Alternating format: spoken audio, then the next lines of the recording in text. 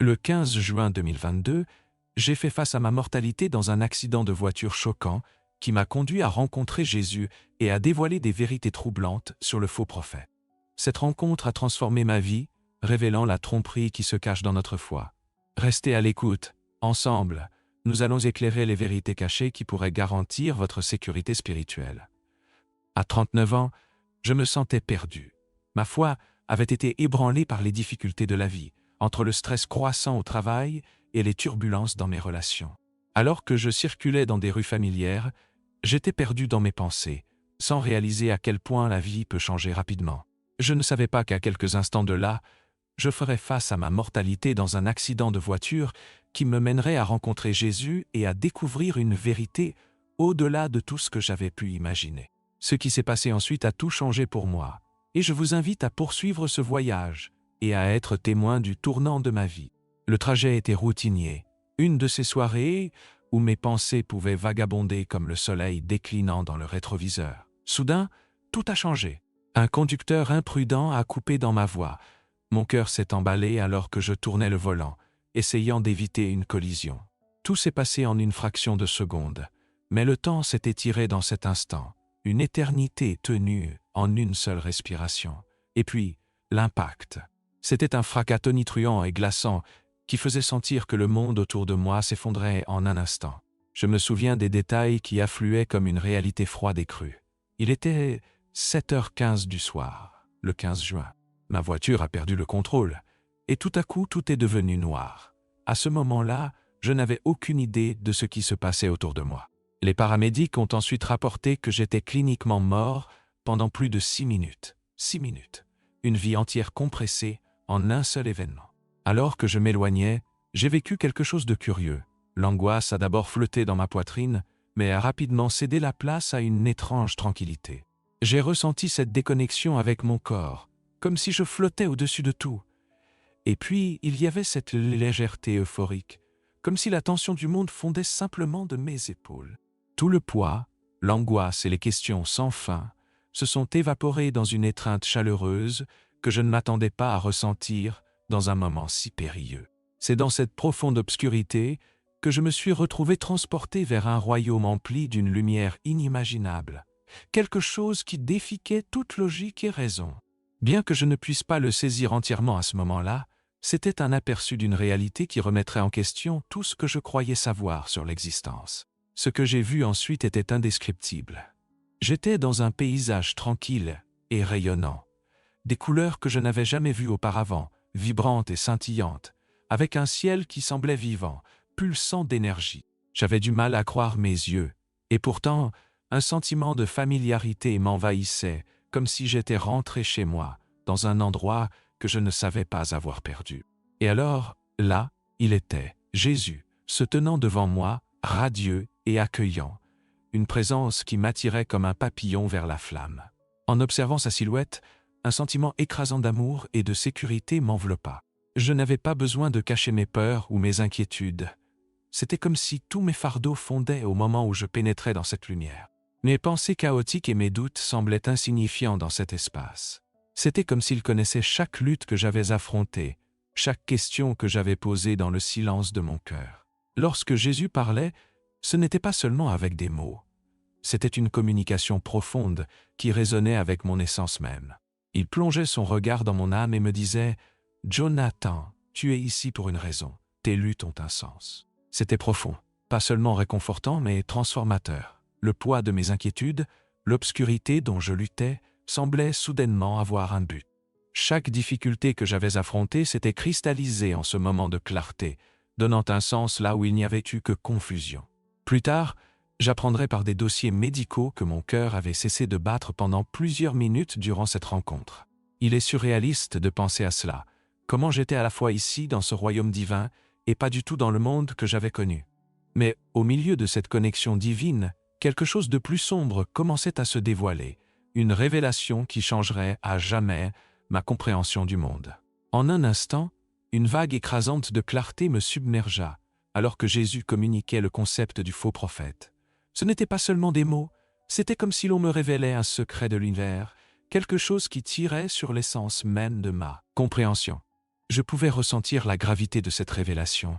Ce n'était pas simplement un avertissement, c'était un appel à prêter attention aux signes cachés sous des couches de tromperie. Soudain, les images que Jésus présentait devinrent vives et troublantes. J'imaginais des figures vêtues de charisme, se faufilant à travers les foules, leur sourire désarmant. Elles manipulaient les masses, répandant des messages qui s'éloignaient de plus en plus de la vérité, tordant et diluant les principes fondamentaux de la foi que j'avais un jour chérie. Le charme de leur charisme était inquiétant, comme une lumière fausse attirant des âmes crédules vers une obscurité plus profonde. Chaque image me frappait avec force. Une vague de peur et de confusion me submergeait, mon cœur s'emballant de questions. Qui pouvais-je réellement croire dans un monde si rempli de voix trompeuses? Les fondations même de ma foi semblaient trembler, et je me sentais à la dérive dans une mer d'incertitude. Chaque révélation tiraillait mon esprit, me poussant à chercher plus profondément en moi-même et à réfléchir aux récits en lesquels j'avais eu confiance. Jésus m'avertit des indices subtils pour reconnaître ce faux prophète.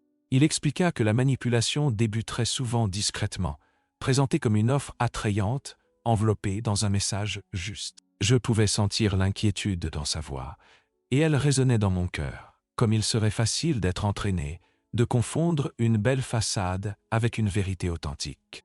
Cela me laissa vulnérable, luttant avec la réalisation que même ceux qui m'étaient les plus proches pouvaient être, sans le savoir, complices d'une grande tromperie. Mais, au fur et à mesure que l'expérience se déroulait, la partie la plus glaçante était à venir. Des avertissements sur un avenir proche qui semblait prêt à ébranler nos fondements mêmes. Ces mots dégageaient une urgence que je ne pouvais ignorer. Je pouvais sentir le poids de ces implications peser lourdement sur mes épaules, et je réalisais que ce n'était que le début de quelque chose de profond.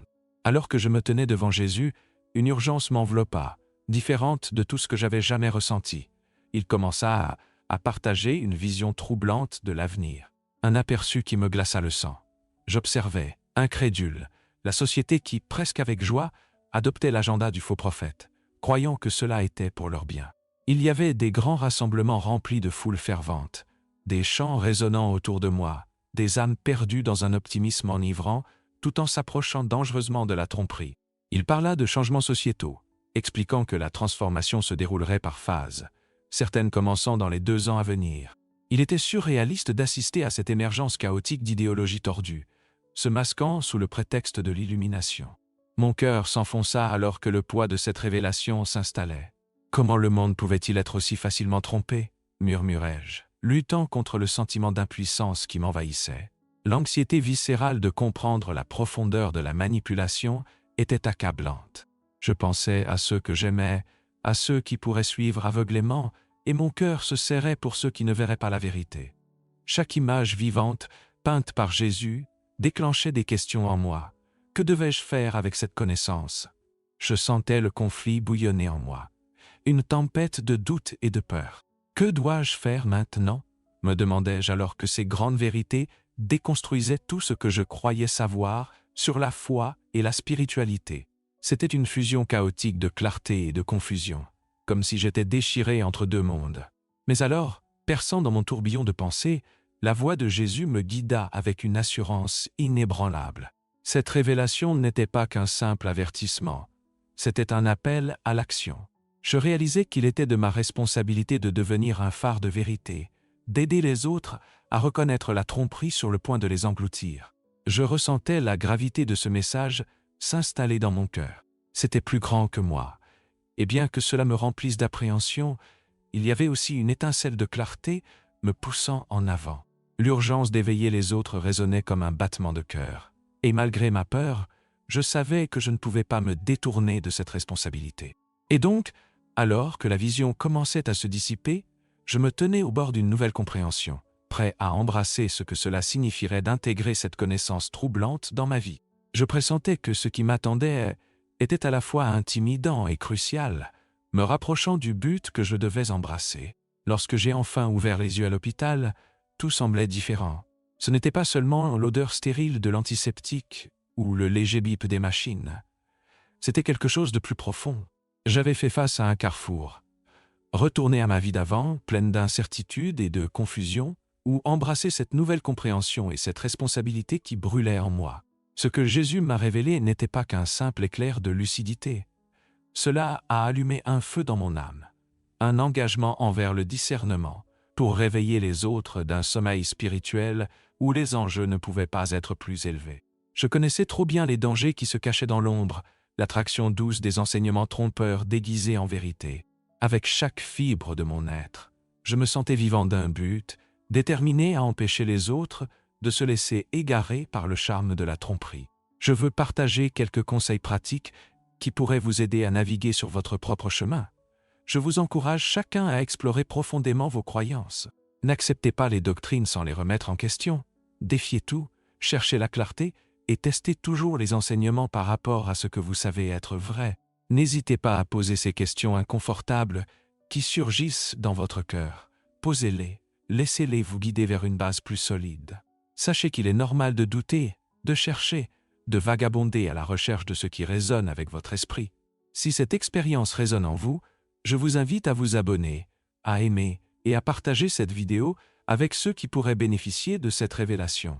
Ensemble, nous pouvons créer une communauté dédiée à la nurture de la vérité et à la défendre contre les marées de désinformation. Merci de m'avoir rejoint dans ce voyage. Que votre chemin soit illuminé par la vérité et l'amour. Et puissions-nous tous travailler ensemble pour un avenir plus lumineux et plus avisé. Ressentez-vous cet appel en vous? Répondons-y et avançons main dans la main, éveillés et vigilants.